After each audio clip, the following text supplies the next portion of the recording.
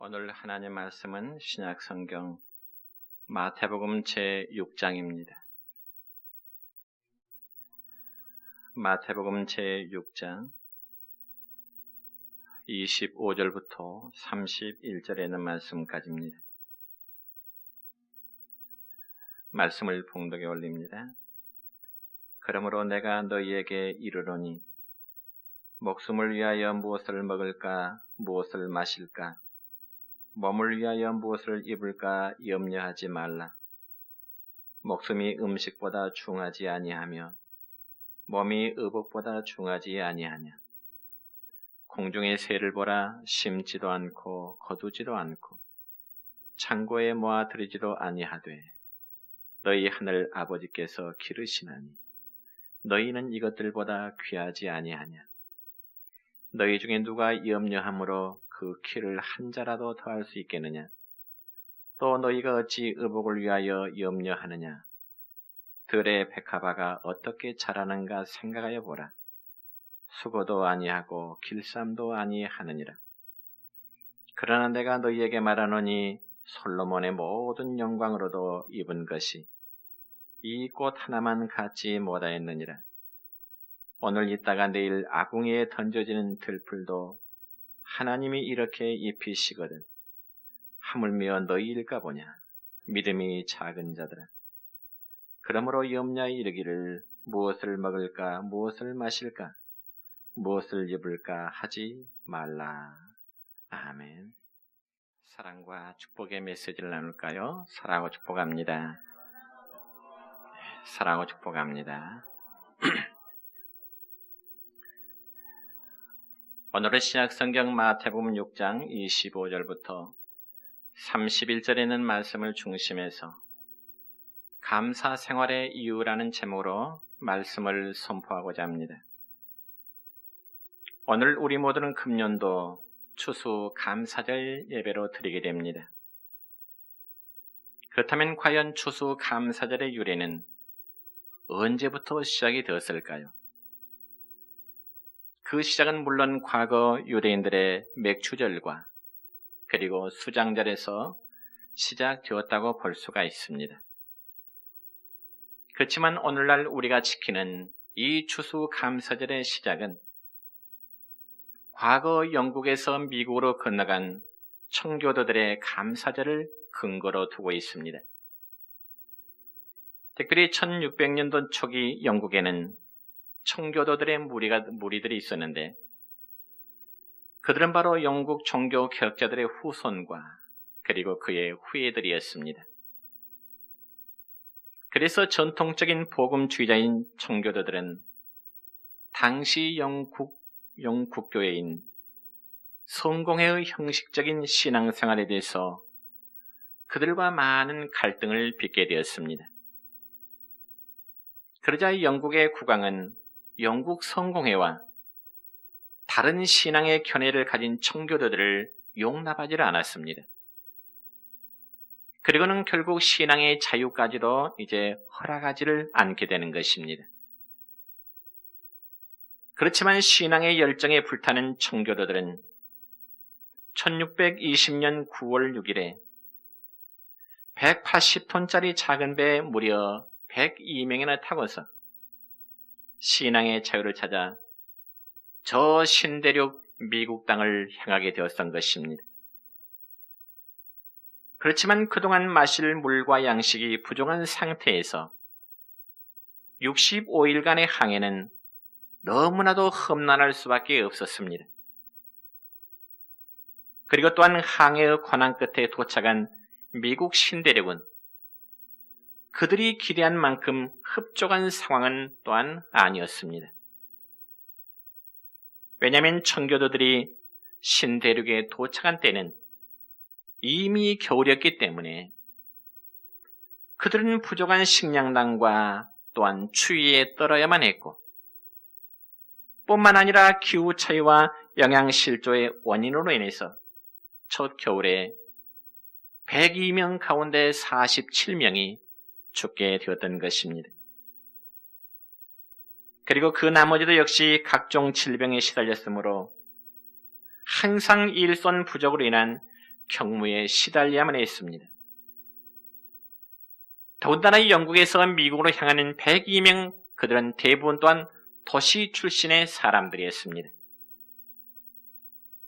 그러다 보니 미국 땅에 도착을 했지만은 그들은 농사를 지는 방법을 알 수가 없었습니다. 그니 얼마나 그들이 고생이 심했겠습니까?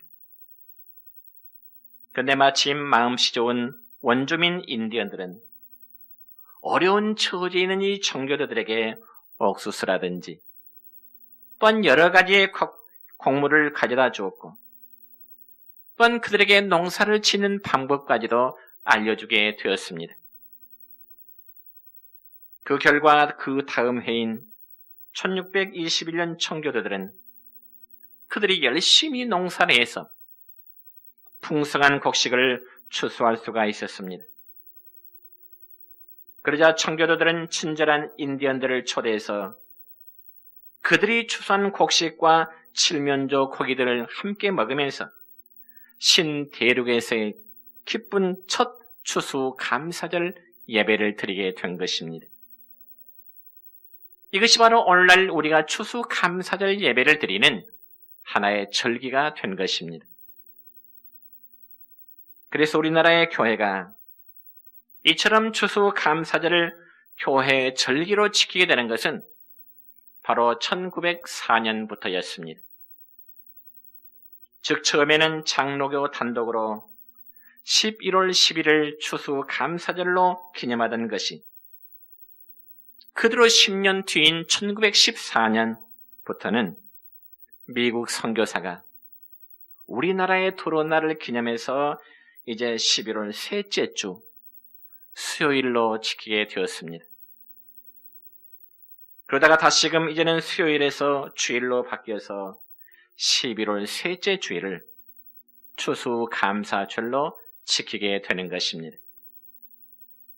그렇다면 우리는 오늘 금년도 추수감사절 예배를 드리게 되는데 우리가 왜 하나님께 감사 생활을 해야 되는지 오늘은 그 부분에 대한 말씀을 같이 나누고자 합니다. 여러분, 세계적인 문호 버나드 쇼라는 사람 말하기를 자기에게는 두 가지의 비극이 있는데 첫째는 자기 마음의 소원대로 이루어지지 아니하는 것이 자신에게 비극이라고 말했고 또한 두 번째는 자기 마음대로 이루어지는 때에도 절망하는 것이 자신에게는 비극이라는 말했습니다. 그러니까 이 말은 소원대로 이루어졌음에도 불구하고 그에게는 만족감이나 감사가 없는 것이 그 자신의 비극이라는 말입니다. 그렇다면 우리 주변에 사람들 한번 살펴보세요. 어떤 사람은 당연히 감사할 조건이 참으로 많은 것 같은데 감사하지 않는 사람이 있습니다. 그리고 더욱 놀라운 것은 감사할 수밖에 없는데도 오히려 불평하는 삶을 살아간다는 것이지요. 그러면 과연 믿음 좋은 사람이란 어떤 사람일까요? 그건 바로 어렵고 힘든 여건 속에서도 감사할 수 있는 그리스도인들. 바로 그런 성도가 진정으로 믿음 있는 사람인 것입니다. 그래서 신약성경 골로새 2장 7절 하반절의 말씀 보면은 믿음에 굳게 서서 감사함을 넘치게 하라는 말씀이 있습니다. 그런데 우리가 이처럼 하나님께 감사하며 무엇을 드린다고 할 때는 가장 먼저 우리의 마음속에 자원하는 감사의 마음이 선행되어야 되는 것입니다. 왜냐하면 감사함이 없는 마음 없이 무엇을 드릴 때는 아까움이 생기고 또 우리의 마음속에 인색한 마음이 들 수밖에 없기 때문인 것입니다. 그래서 성도들이 하나님께 감사하는 생활을 보면은 세 종류의 모습이 있습니다. 첫째는 어떤 조건을 내걸고 하는 감사입니다. 즉 하나님께서 내 소원을 이루어 주시면 하나님 내가 감사하겠습니다. 한마디로 조건을 붙인 감사라는 거죠. 예를 들어 구직자라면 하나님 내게 좋은 직장을 주시면 제가 하나님께 감사하겠습니다. 어떤 사업을 하신 분이라면 하나님에게 이 사업이 잘 되면 하나님께 감사의 생활을 풍성히 하겠습니다. 특히 요즘처럼 진학을 앞둔 시기에는 하나님 내 자녀가 좋은 학교에 들어가면 내가 하나님 앞에 많은 감사를 하겠습니다. 여러분, 이러한 감사는 하나님과 흥정하는 것이기 때문에 참된 감사라고 말할 수가 없는 것입니다. 그리고 두 번째는 무엇 때문에 드리는 감사입니다. 그러니까 하나님, 이러저러한 문제들이 이루어졌으니 하나님 감사합니다라고 드리는 것이죠. 다시 말씀드려서 자녀들이 좋은 학교에 진학했기 때문에 하나님 감사합니다. 내 사랑하는 자녀들이 좋은 직장에 이제 취업했으니 하나님 감사합니다. 즉 결과에 따라서 감사를 하겠다는 것입니다.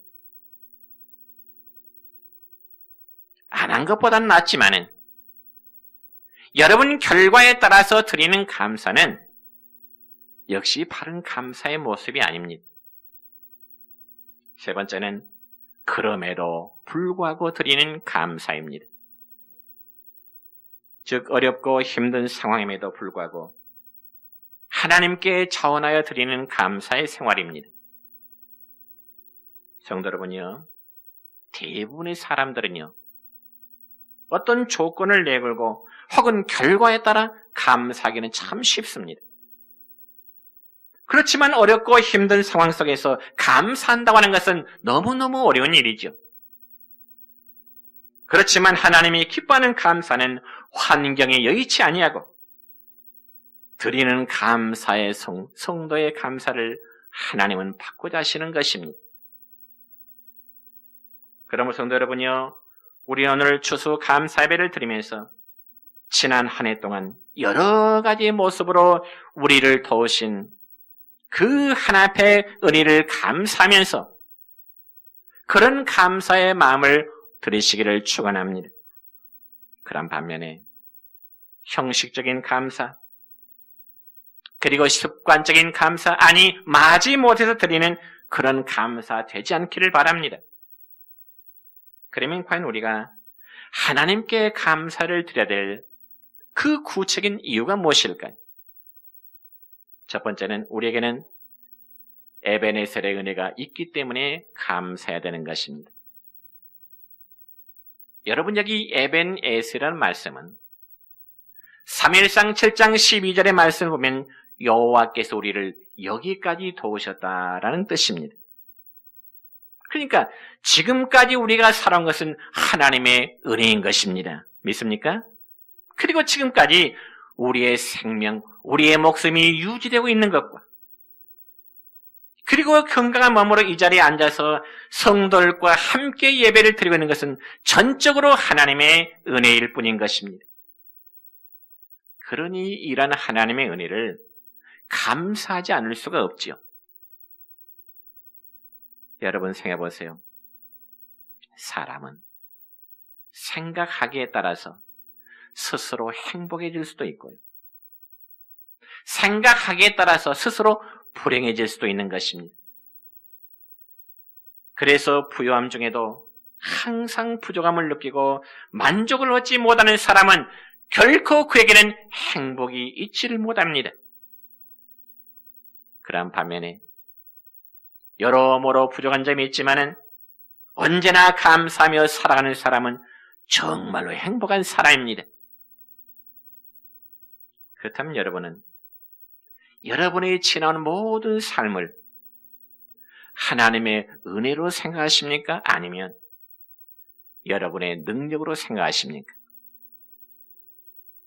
물론 어떤 분은 말하기를 자기의 능력으로 세상을 살아왔다고 말씀하실 수 있을 것입니다. 그러나 여러분, 아무리 놀라운 능력을 가지고 있다 할지라도 우리에게 중요한 건강을 잃어버린다면 무슨 소용이 있겠습니까? 여러분, 음식이 건강보다 우선할 수 없고요. 의복이 건강보다 우선할 수가 없습니다. 한번 생각해 보세요. 여러분의 창고에 곡식이 아무리 많이 쌓여 있은들 여러분의 목숨이 붙어 있지 않다면 그게 무슨 소용이 있겠습니까? 우리가 잘 아는 누가복음 12장의 말씀을 보면 예수님께서는 어리석은 부자의 비유를 말씀하신 적이 있습니다. 여러분, 어느 마을에 한 부자가 있었습니다.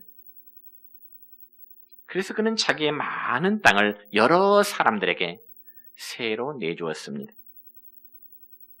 그리고는 가을 추수 때 세를 받아들였는데 얼마나 많은 곡식들이 세로 들어왔던지 원래 있던 작은 곡간을 헐어버리고요. 곡간을 더 크게 지었습니다. 새로 지은 곡간에 많은 곡식들을 가득 저장해 놓았습니다. 그리고는 스스로 말합니다. 내 영혼아, 이제는 여러 해 쓸 것을 저장해 놓았으니 이제는 평안히 먹고 마시고 즐기자. 얼마나 행복에 겨운 그런 고민입니까? 그런데 어느 날 하나님은 그의 영혼을 불러가 버리셨습니다. 죽었다는 거지요. 세상을 떴다는 거지요. 그러면 그 새로 지은 곡간 안에 가득 저장된 그 곡식의 주인은 누가 될까요?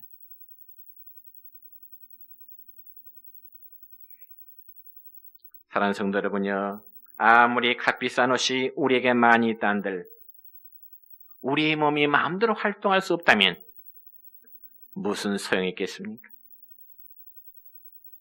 지금도 병원에 가보면 수많은 사람들이 질병으로 누워 있습니다. 그래서 마음은 있지만은 마음대로 활동할 수 없는 분들이 지금도 병석에 누워 있지 않습니까? 그러니 그분들의 간절한 소망은 오직 건강을 다시 한번 회복해 보았으면 오직 유일한 소망이 건강의 회복일 것입니다. 그러나 하나님 지금 우리의 몸을 지켜주셨고요. 이 시간도 우리 모든 내전교회 공동체가 함께 예배할 수 있는 믿음을 주셨습니다. 이 한 가지 사실만을 우리 모두가 생각한다 할지라도 하나님의 은혜에 감사하지 않을 수가 없습니다. 여러분, 때때로 여러분은 밤에 잠이 오지 않아서 힘드신 분이 계실 것입니다. 왜 밤에 잠이 오지 않을까요? 흔히 커피를 많이 마셔서 밤에 잠이 오지 않을까요? 물론 그럴 수도 있겠죠. 그러나 사실 그런 것보다는 무엇인가 신경 쓰이는 문제가 있기 때문일 것입니다. 모든 문제를 잊어버리고 푹 잤으면 좋겠는데 머리에 빙빙 돌면서 떠나지 않습니다. 그럴 경우 자기도 모르게 계속해서 그 생각에 빨려들기 때문에 잠을 제대로 자지를 못하고 엎치락 뒤치락 하게 되겠죠. 그럴 때는 어떻게 될까요? 어떤 분이 이럴 때 잠을 청하기 위해서 숫자를 세기도 한다네요. 하나, 둘, 셋, 넷. 계속해서 숫자를 세다 보면 자기도 모르게 잠에 떨어진다는 것입니다. 또한 제 아내의 경우는 잠이 오지 않을 때 사도신경을 수십 번 암송한답니다. 물론 그것이 하나의 방법이 될 수 있겠죠. 그렇지만 이러한 방법들이 모든 사람들에게 다 통용되는 것은 역시 아닙니다.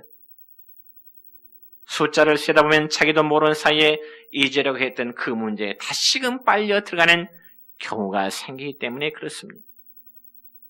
자, 이러한 때는 우리의 생각을 한번 바꿔보십시다. 염려를 감사로 한번 바꿔보십시다. 어두운 생각을 밝은 생각을 한번 바꿔보십시다. 예를 들어서 아들 때문에 걱정이 된다면 그래도 딸아이는 건강에 잘 자라고 있음을 생각하면서 상대적으로 한번 비교 감사를 해보자는 것입니다. 때로는 경제적인 돈 때문에 걱정이 되십니까? 그럴 수 있겠지요.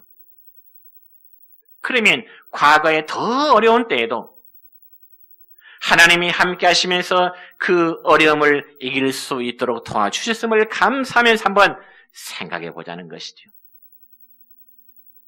그러면 우리의 마음속에 고요와 평안함이 임할 줄로 믿습니다. 사랑하는 성도 여러분, 우리에게는 분명히 에벤네셀의 은혜가 있습니다. 하나님은 지금까지 우리를 여기까지 도우셨습니다. 그리고 우리의 생명을 지켜주시기 위해서 우리에게 필요한 양식을 또한 허락해 주셨습니다. 그리고 하나님은 지금까지 우리의 건강도 보존시켜 주시고 계십니다. 그럼 우리는 현실의 어려움만을 탓하지 말고요. 지난날 하나님이 베풀어 주신 그 에벤에셀의 은혜를 생각하면서 감사할 줄 아는 여러분 되시기를 축원합니다.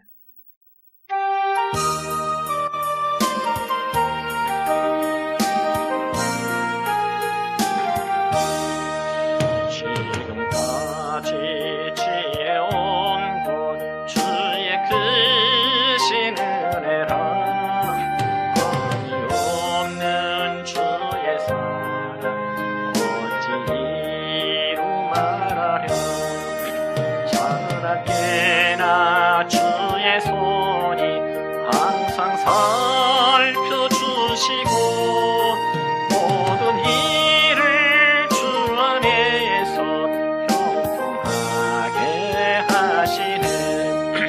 몸도 마음도 연약하나 세임받아 사랑해 물고 두시 부시네 주의 은혜 족하라.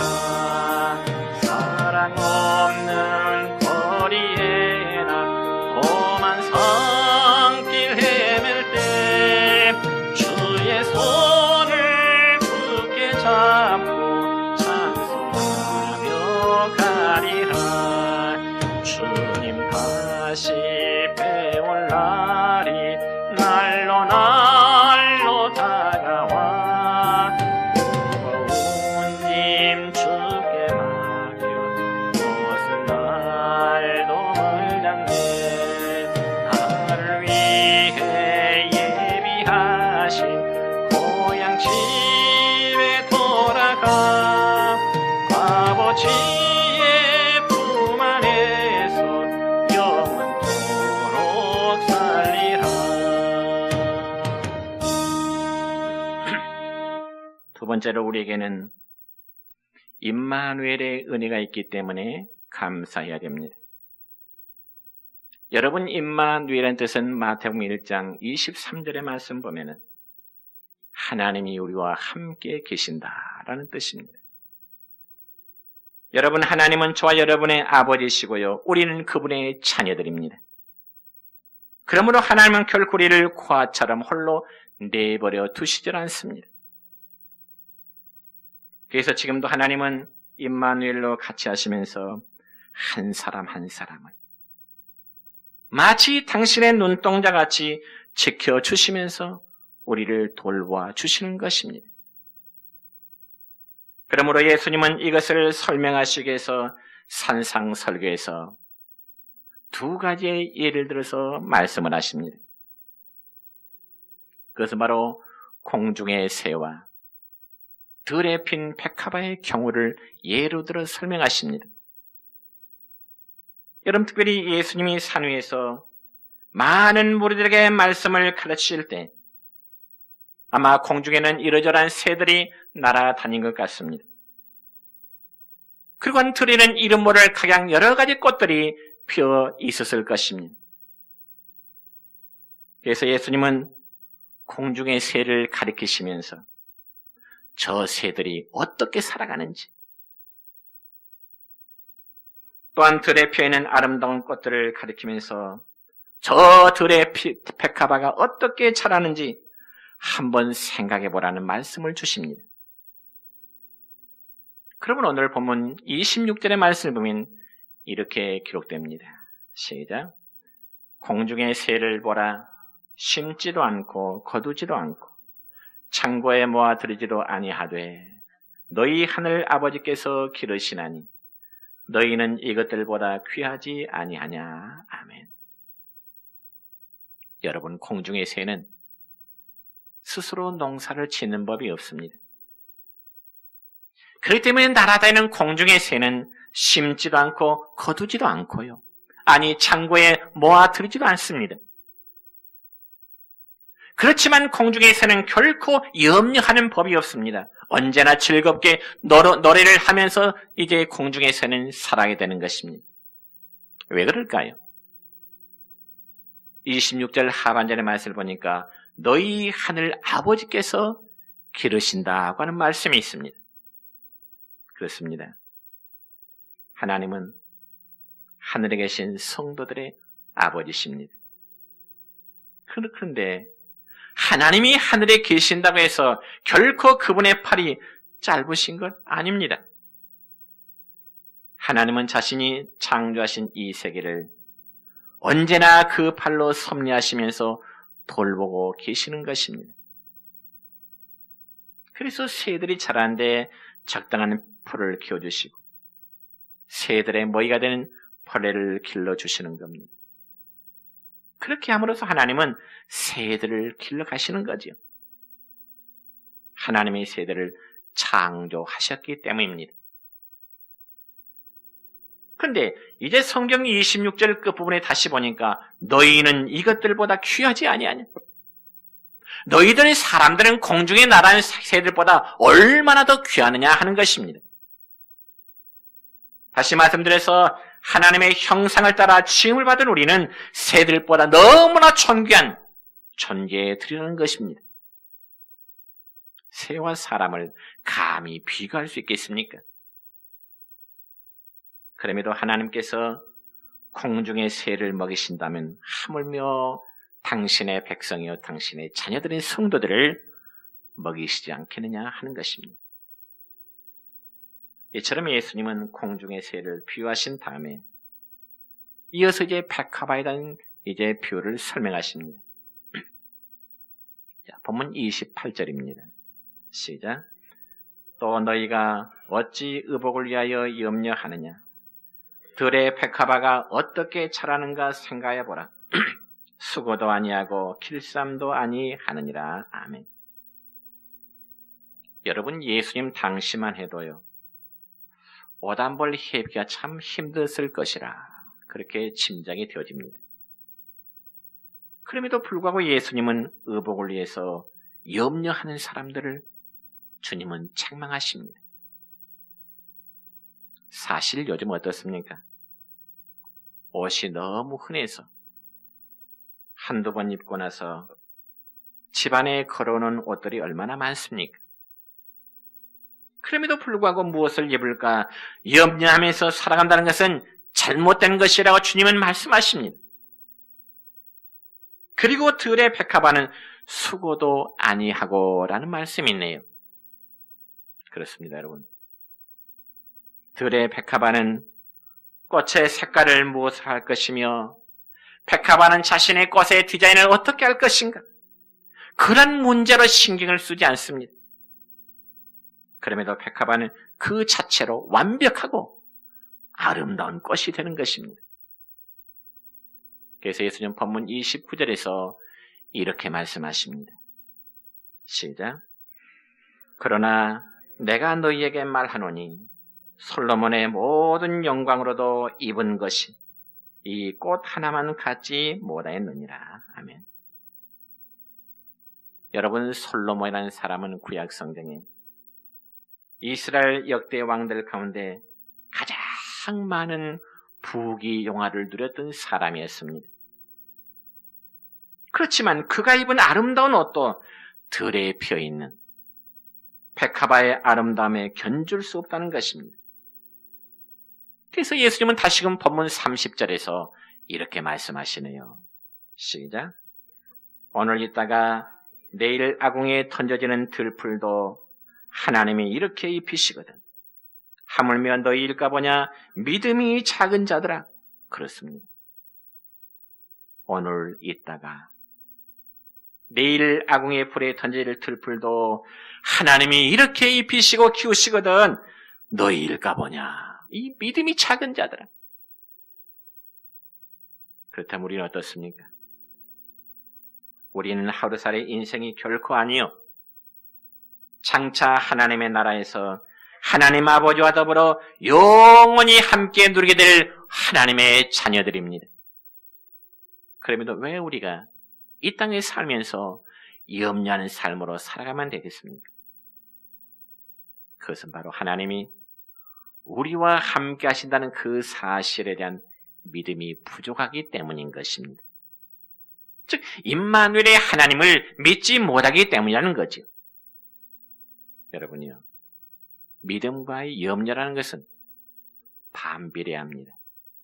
그래서 믿음이 깊어지면 깊어질수록 염려는 더 얕아지는 거고요. 믿음이 얕아질수록 염려는 더더욱 깊어질 수밖에 없는 것입니다.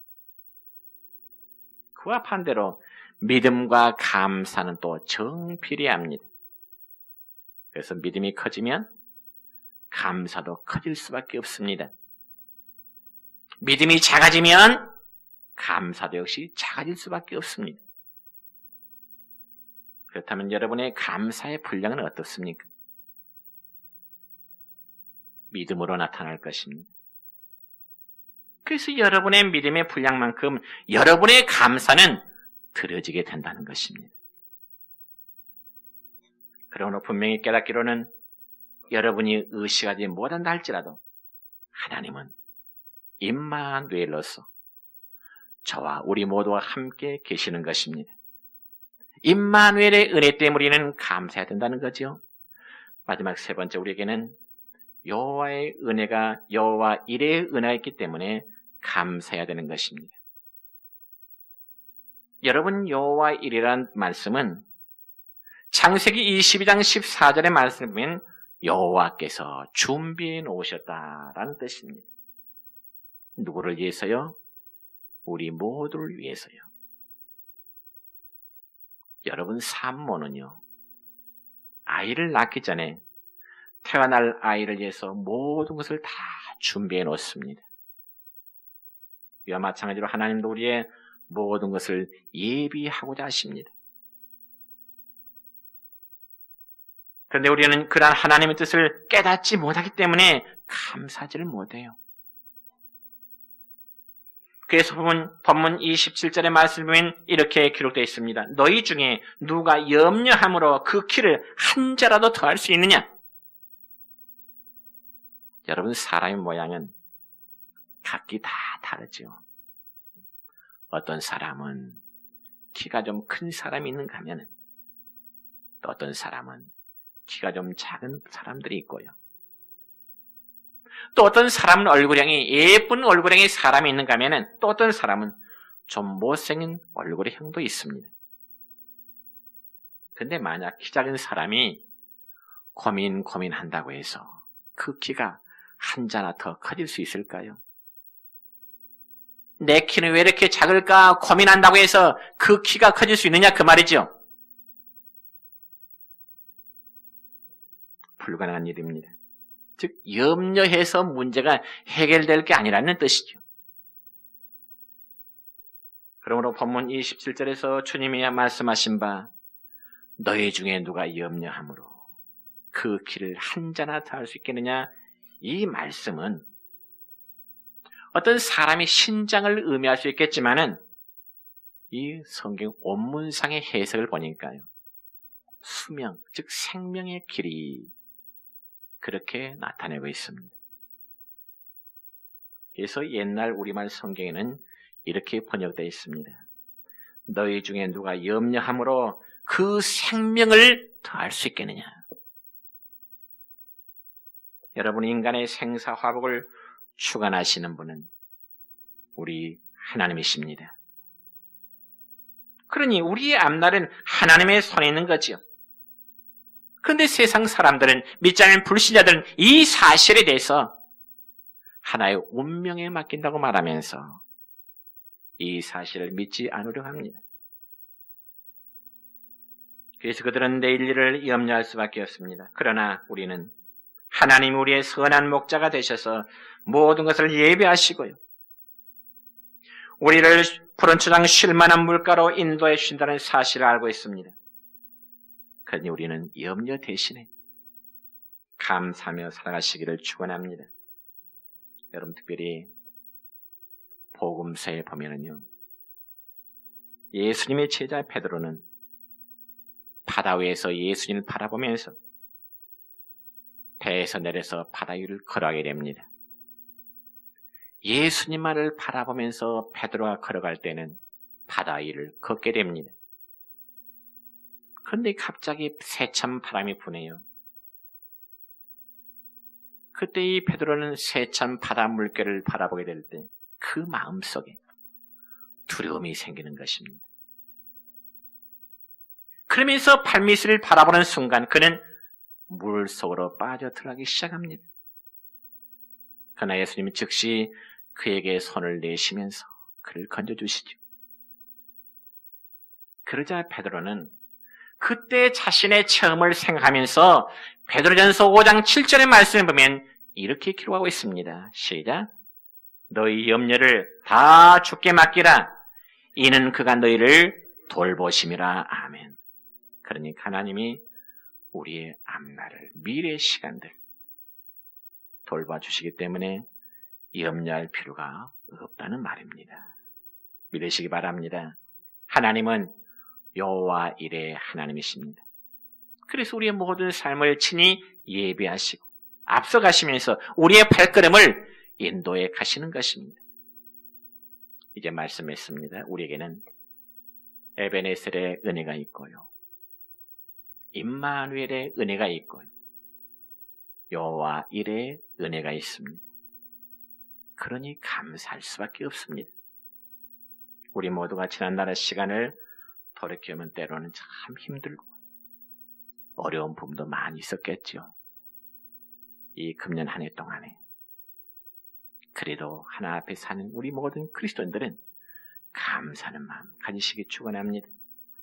그러면 하나님께서 더 풍성한 것으로 여러분들의 필요한 부분을 채워주실 줄로 믿습니다. 감사의 복이 여러분의 가정에 함께 하시기를 축원합니다.